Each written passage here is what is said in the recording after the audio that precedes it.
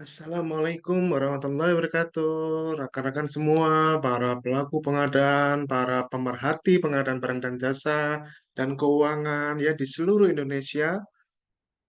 Pada video kali ini, izinkan saya mengulas, membacakan ya sebuah informasi terkait dengan perpajakan, khususnya untuk para pelaku usaha yang berstatus non pengusaha kena pajak ya, yang mayoritas itu dimiliki oleh pelaku usaha pengusaha-pengusaha yang merupakan UMKM, usaha mikro kecil menengah, yang pada saat ini mayoritas ya bisa dikatakan mayoritas itu eh, berstatus non PKP, non pengusaha kena pajak. Pada beberapa bulan yang lalu, saya sudah mengulas ya suatu ketentuan bahwa pada prinsipnya, pada intinya, pengusaha non PKP ya, pengusaha non PKP itu tidak dikenakan PPN, tapi dia kena PPh, dan PPh-nya PPh final atas omset tertentu. Dan itu pun dengan segala macam argumentasi, masih banyak pihak-pihak yang meragukan hal tersebut. Padahal di video itu bukan kata saya, ya. Di video itu adalah kata peraturan, dan peraturannya pun juga ada. Semoga kita masih percaya bahwa, dan saya pun masih percaya bahwa negara kita adalah negara hukum, dan negara kita, birokrasi di pemerintahan kita tidak dijalankan atas suatu kebiasaan, tapi dijalankan oleh suatu peraturan. Ya, dan oleh karena itu pada video kali ini, izinkan saya menegaskan kembali dan menunjukkan beberapa sumber informasi yang insya Allah valid yang terkait dengan hal ini. Pada video ini khusus ya, akan banyak video ini akan berguna untuk para pelaku usaha pengusaha yang sifatnya yang berstatus non PKP ya, seperti pengusaha-pengusaha kuliner ya, pengusaha-pengusaha ATK yang omsetnya tidak sampai 4,8 miliar ya pada prinsipnya. Nah, ada tiga website referensi yang akan saya bacakan, dan murni saya bacakan, tidak bukan kata saya, tapi murni saya bacakan. Ya, bagaimana sih ketentuan lapor pajak ya untuk perusahaan yang non PKP, perusahaan atau orang pribadi yang non PKP? Dikutip dari klikpajak.id ya, klikpajak.id ini apa adanya ya, dijelaskan di sini ya bahwa setiap wajib pajak ya di badan di Indonesia diwajibkan untuk melaporkan pajak tahunannya secara online pada Dirjen Pajak. Kewajiban perpajakan ini dikenakan kepada PKP, pengusaha kena pajak yang memiliki perusahaan.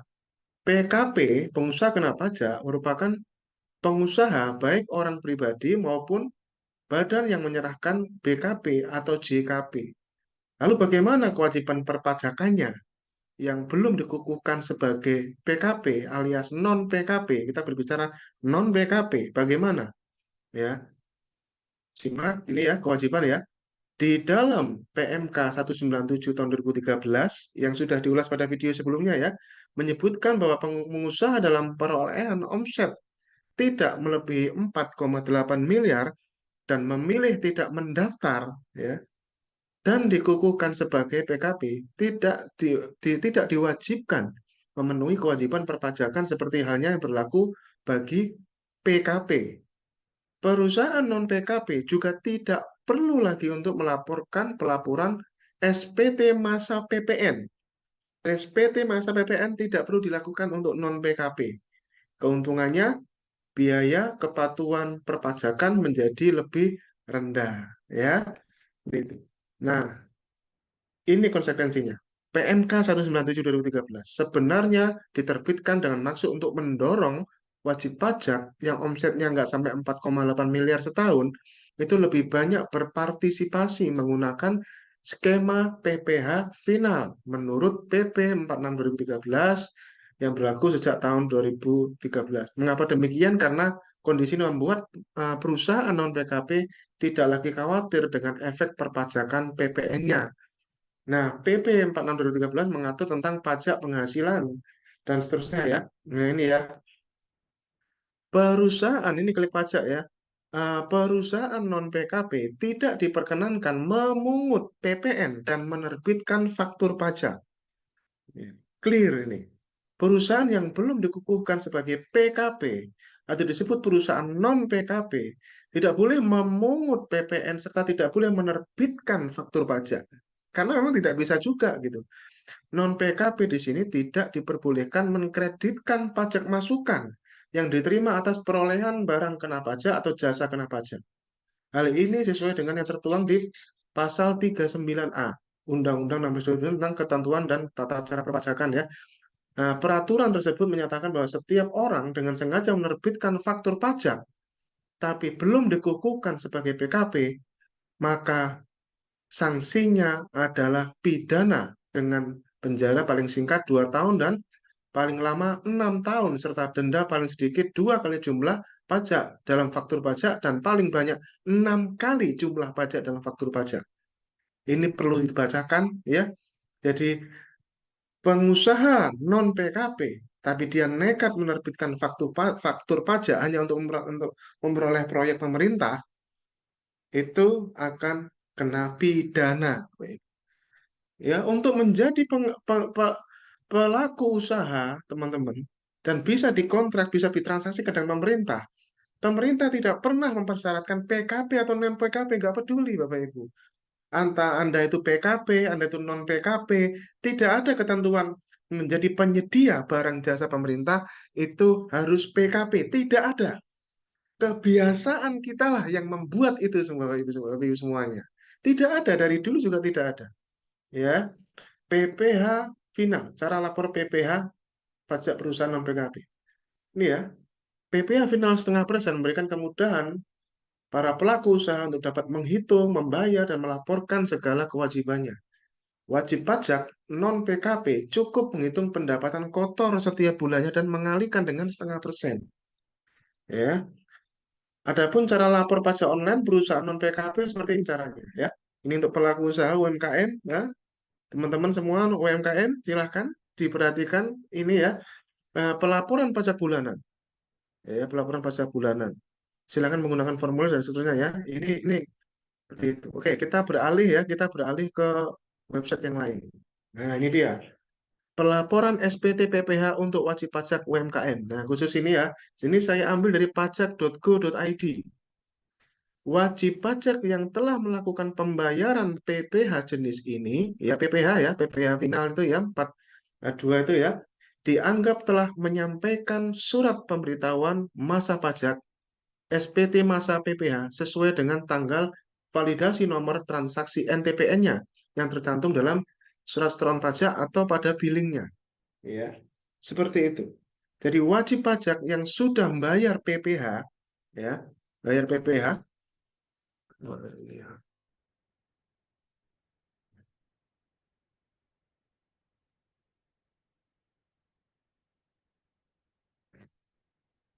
yang sudah membayar PPh, Bapak Ibu ya, dan PPh-nya itu kalau wajib pajak final itu adalah ini ya, bisa saya tunjukkan ya, bayar PPh-nya itu adalah ini tadi yang saya buka. Ini, oke, ini yang lebih mudah bacanya ya, dari klik pajak ya. Bayarnya itu adalah 411128. Kalau buat billingnya begitu ya, 41128. Kemudian jenis setorannya adalah jenis setoran 420 kalau bayar sendiri ini. Tapi kalau Anda dipungut ya, Anda dipungut maka 423 ya, 423 ada kode sendiri ya. Kalau Anda bukan Anda yang bayar, maka kodenya adalah 423 ya. Sebentar. Oh, nggak ada di sini sebentar. 423 sini ya.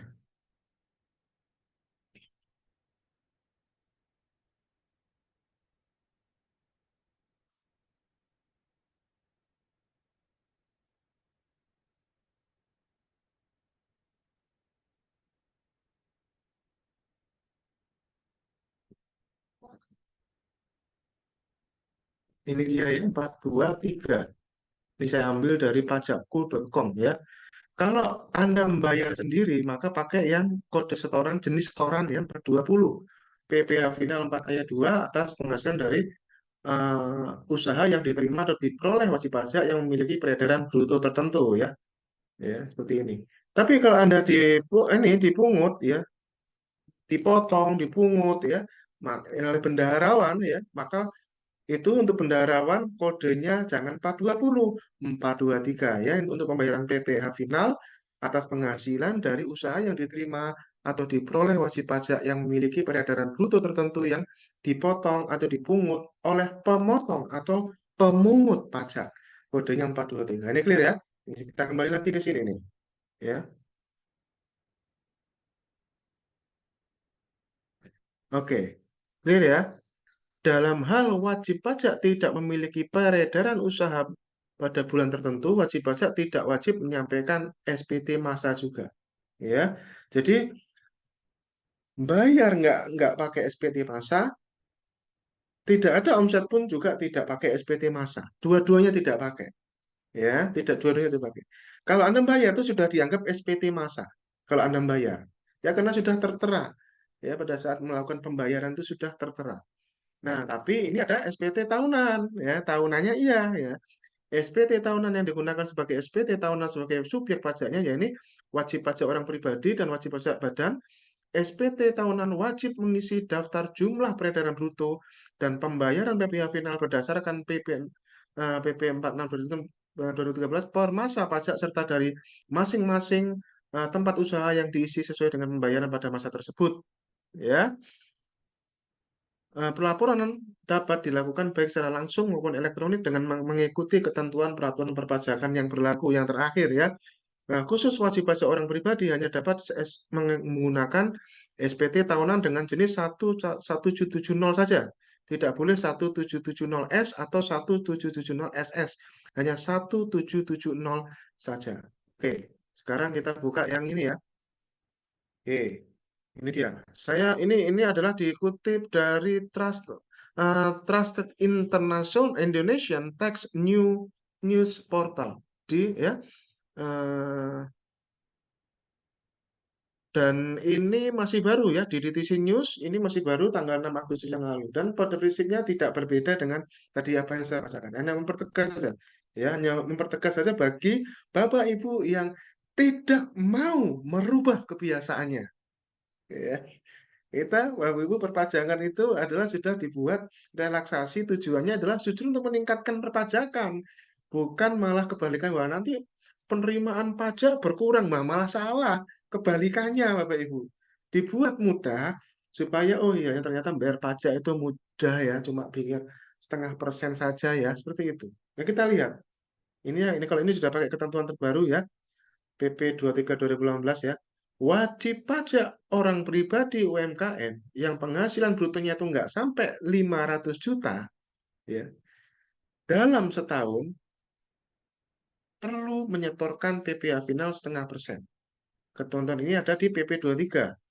Perlu dicatat, wajib pajak yang sudah menyetorkan pajaknya dengan mekanisme setor sendiri itu dianggap sudah menyampaikan SPT PPh. Ya, SPT PPh sesuai dengan tanggal validasi NTPN-nya yang tercantum di dalam billingnya. Ya, jadi nggak perlu lagi melaporkan SPT masa untuk setiap bulannya, nggak perlu lagi. NTPN Anda itulah SPT masa, ya. NTPN Anda itulah SPT masanya. Namun untuk pelaporannya dilaporkan tahunan untuk orang pribadi, ada SPT tahunan orang pribadi, ya. Ini penjelasan dari Dirjen Pajak ya ini ya. Penjelasan Dirjen Pajak ini ya menjawab pertanyaan netizen yang menanyakan ketentuan pelaporan atas usahanya yang beromset lebih dari 500 juta. Jadi kalau usahanya itu lewat dari 500 juta, cuma melakukan pembayaran saja atau pelaporan saja. Nah, ini lihat ya, pada Undang-Undang 7 tentang harmonisasi peraturan perpajakan. Nah, ini yang barunya ya. Mengatur selama omset wajib pajak orang pribadi di bawah 500 juta tidak perlu PPh final. Tidak perlu membayar PPh final sebesar 0,5%. Jika masa Jika pada masa tertentu wajib pajak itu sudah memiliki omset akumulasi di atas 500 juta, atas selisih dikenakan PPh final. Jadi ini malah lebih apa namanya, malah lebih mudah lagi ya Pak Ibu. Tadi yang saya bacakan tadi, ya, yang saya bacakan tadi itu adalah PPh final 0,5%. Itu saja rekan-rekan masih banyak yang protes. Ya mestinya ya PPN dan PPh.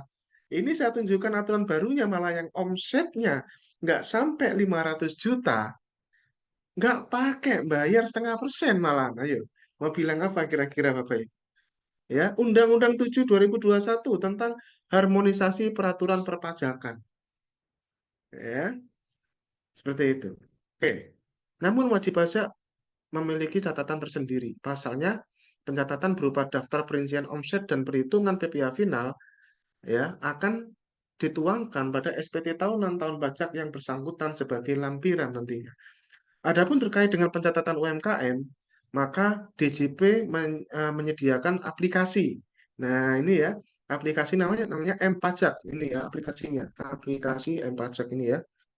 Ini versi Android, saya tidak tahu versi apa namanya, versi desktopnya Bapak Ibu. Yang tahu saya adalah versi Android ya. Ya, ini aplikasi M-Pajak silahkan di-download dan ini akan memudahkan Bapak Ibu ya. Saya melihat eh, punya rekan saya ya, konsultan, ini mudah sekali penggunaan ini ya. Seperti itu. Oke. Oke, pakai aplikasi dengan fitur pencatatan ya, dengan aplikasi M-Pajak ya, wajib pajak juga dapat langsung membuat kode billing di situ ya, untuk membuat fitur pencatatan UMKM. Wajib pajak hanya perlu mengisi kolom tanggal dan nilai pemasukan saja. Ya, misalnya dagang hari ini dapat omset, ini omset kotor loh ya, omset kotor dapat dapat katakanlah 1 juta. Tuh, nah, masukkan di aplikasi itu. Ya, saya lihat penggunaannya sangat mudah dan itu memudahkan kita menghitung. Dengan seperti itu nanti selama belum sampai setahun itu 500 juta, maka belum kena PPh finalnya. Enak toh? Kalau sudah lewat 500 juta di aplikasi situ ya baru kena. Ya, seperti itu. Data pelaporan dan pembayaran pajak juga akan diolah menjadi data yang siap saji dan membantu wajib pajak dalam menyusun SPT tahunan nanti.